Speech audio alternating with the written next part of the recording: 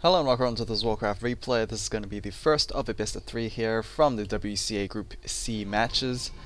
This will actually be the final series of Group C, so hopefully we will swiftly move on to the final group.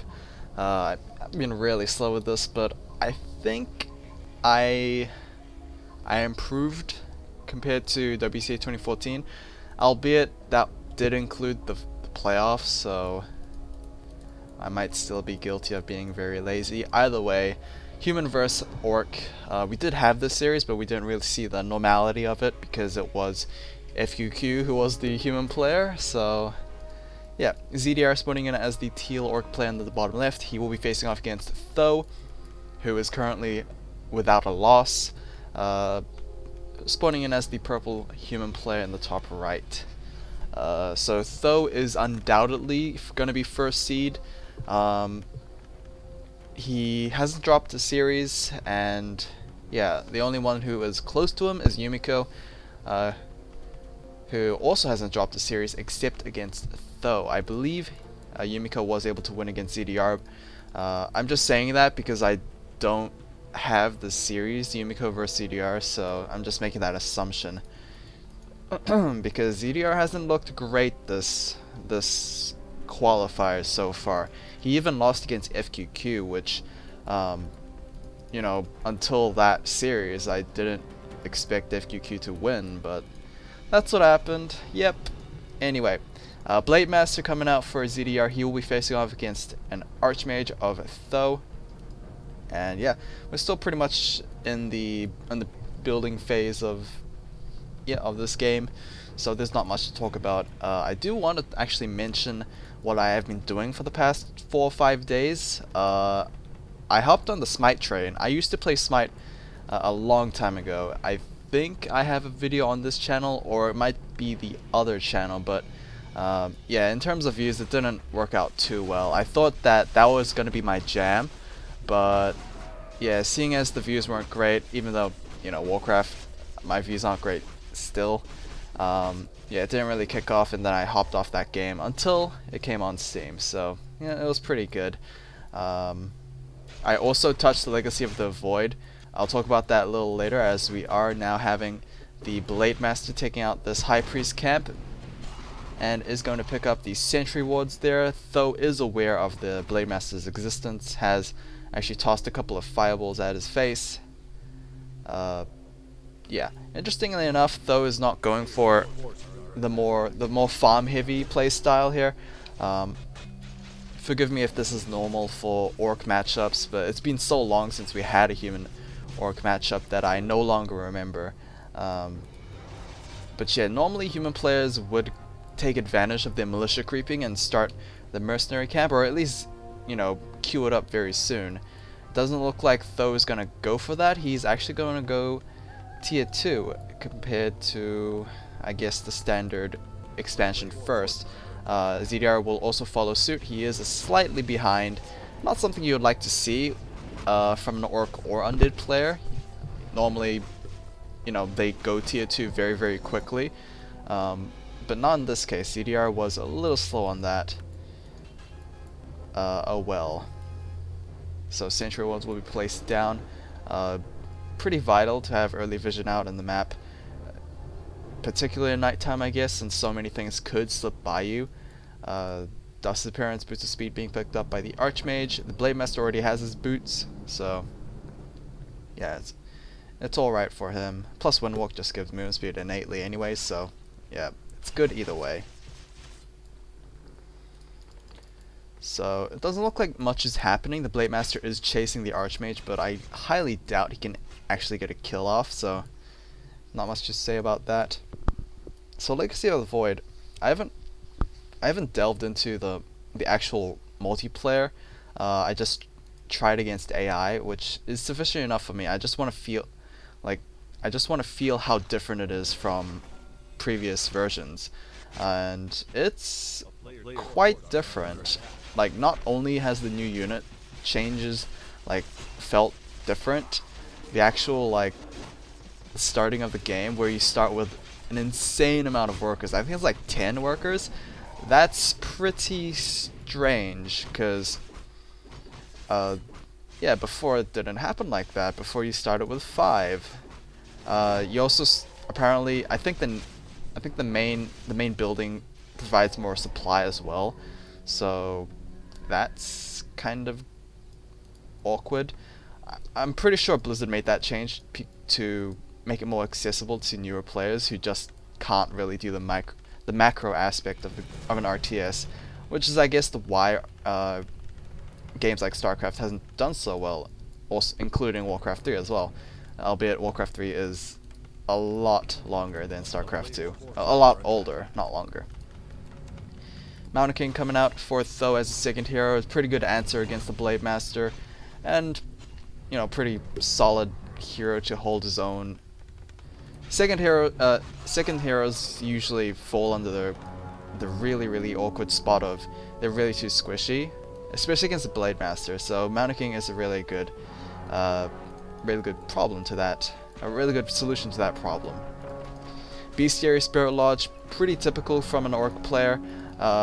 Was expecting, you know, more consistently of this last series we saw ZDR, but then again he was facing off against FQQ. That Elemental might be doing work there, but I don't know. Maybe the Spirit Lodge will actually get taken out soon. No, I mean, yeah, the Spirit Lodge was able to actually just build fast enough not to get taken out. Level 2 on the Archmage. The Blade Master is also level 2. He's actually pretty close to 3. But that might change since the Shadowhunter is out. Of course, it is slowed down for Tho because he does have a second hero out. So Priests are out, double Sanctum most likely. No Blacksmith whatsoever. Orc matchups usually tend to be like pure Sanctum units. Actually, before, like, any matchup used to be pure Sanctum units, but we did have this like starting trend of rifle casters. But rifle casters may not be as effective against some orc matchups, so yeah, that's why we don't usually see riflemen. Plus, it's just too easy to get taken out by the Blade Master.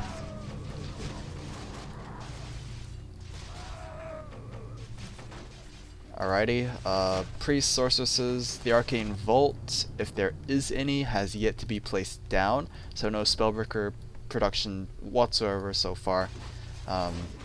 So keep an eye out for that. They'll do really well against those Spirit Walkers.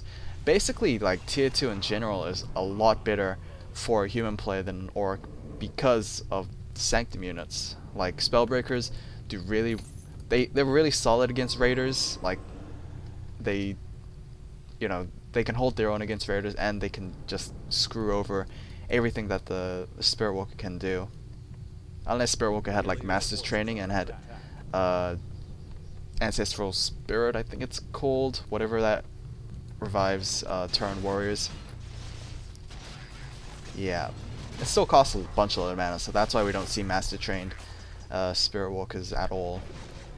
And if we ever did have Fortress Tech, we would usually go what was it, Shaman? Yeah, I believe Shaman needs Master Training to get Bloodlust, so that's that. Null Overseer Camp being taken out. Level 3 on the Archmage. I believe the Mountain King's very close to level 3 himself. He's actually halfway there. Not really close, but the Overseer did actually give him that bit of a boost, as he did actually receive solo experience. Generous of the Archmage, very much indeed. Greater Healing Potion is available for either of those heroes, so actually, well, really, both do have a Healing Potion of their own.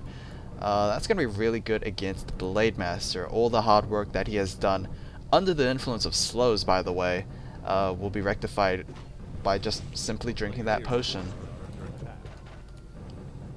Alright, Spellbreakers are out. No towers just yet. Okay, okay, there we go. Tower has been built, so Magic Sentry is researched.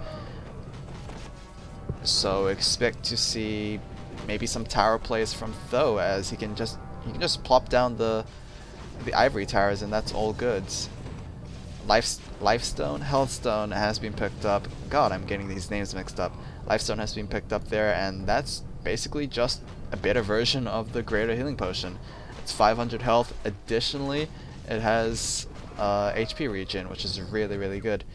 Blade Master is going to check out if there's any expansion. It is really unorthodox for a human not to go expand,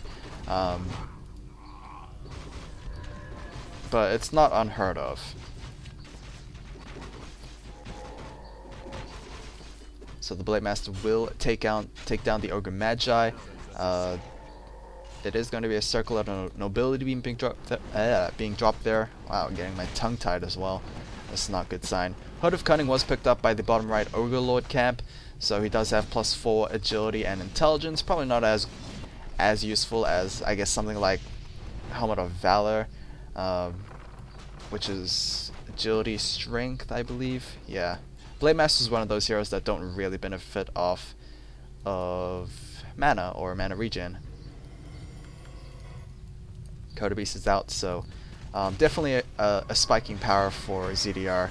Would definitely like to devour one of those Spellbreakers, because that's just a huge ability to actually have. Guard towers will be taken out there. Ivory towers were placed down initially, that's why those towers are actually like existing.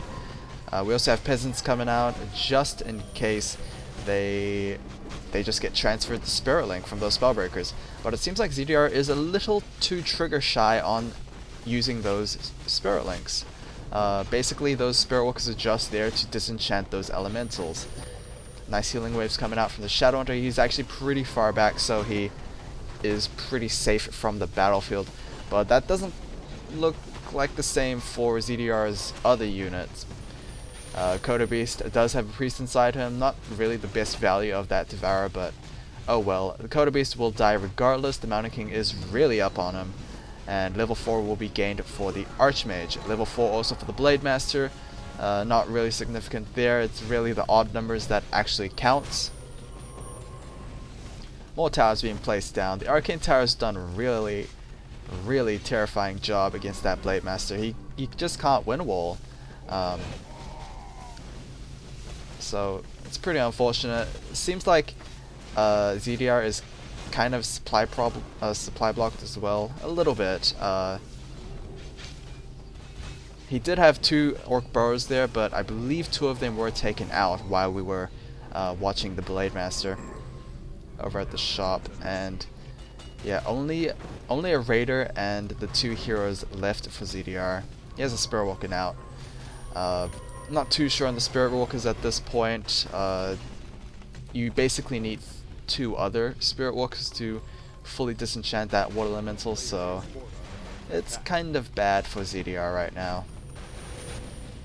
Invisible Elementals, just for the fun of it, I guess.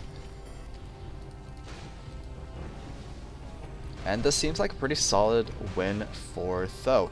He's double pumping Spellbreakers, or whatever, you know, spellcasters from the Sanctum. And yeah, I think you can just definitely say that Tho will take this game. 50 versus 26. Despite how powerful the Blade Master can be, slows and Spellbreakers and everything else just can't cut through that. And the towers are nearly established, so you know, an even like a more solid stronghold over ZDR's base. Stormbolt to the face of the Blade Master. There we go, the lucky crit there, but it doesn't look like it's going to be enough, and the Blade Master will fall. GG from ZDR, and that is going to be game 1 over to Tho. Yeah, score was actually really close. I think that's because like both players pretty much played the same. Tho didn't go for any economic advantage, and well, I guess just human comp is better than orc. So hopefully you guys enjoyed this one. I'll see you guys again in game 2.